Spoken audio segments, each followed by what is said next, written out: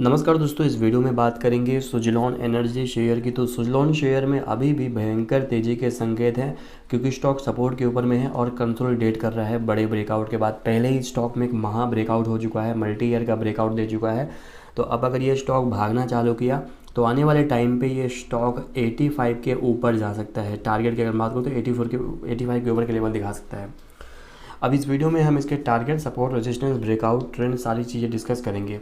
देखिए, live market का ये वीडियो है और अभी 11:30 बज रहे हैं। अभी ये स्टॉक 0.76% की तेज़ी के साथ 39.90 पे ट्रेड कर रहा है। देखिए, बहुत बड़ी तेज़ी से स्टॉक में भले ही नहीं है, लेकिन अगर आप देखेंगे तो पहले तो एक बड़ा ब्रेकआउट दिया और अभी कंसोलिडेट कर रहा है। यहाँ पर सबसे पहले मैं ब्रेकआउट की बात करूँ तो डाउन ट्रेंड के टाइम पे 2014 में रिकवर करने की कोशिश किया था। रेजिस्टेंस लेने के बाद लगातार डाउन ट्रेंड में रहा, 5-6 साल तक गिरावट चली। लेकिन अब 2020 के बाद जब इसमें अप ट्रेंड आया है तो पहले ही मल्टी बैगर बन चुका है।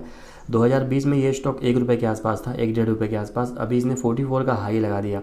और बड़ी बात यह है कि मल्टी बैगर रिटर्न के साथ इसका जो 2014 का जो रेजिस्टेंस था, जो कि 33 के आसपास था, इसको भी सुज़लॉन एनर्जी ने ब्रेकआउट दे दिया।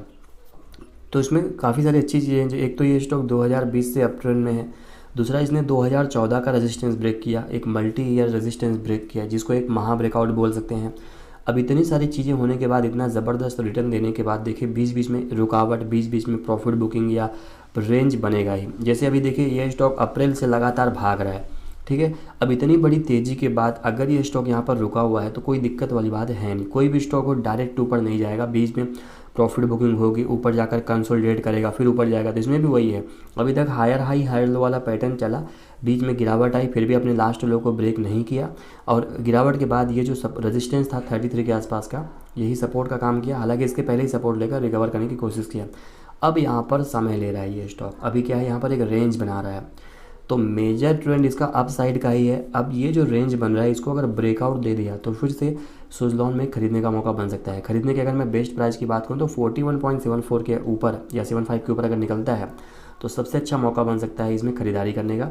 फिर से ये स्टॉक भाग सकता है। फिर से अभी भी देखिए, यहाँ पर भयंकर तेजी के संकेत है क्योंकि गिरावट में सपोर्ट को ब्रेक नहीं किया, सपोर्ट के ऊपर है। तो अगर ये स्टॉक 41 उसके बाद 44 के लेवल को ब्रेक कर दिया तो शॉर्ट टर्म जो टारगेट बनेगा वो बनेगा 55 के आसपास।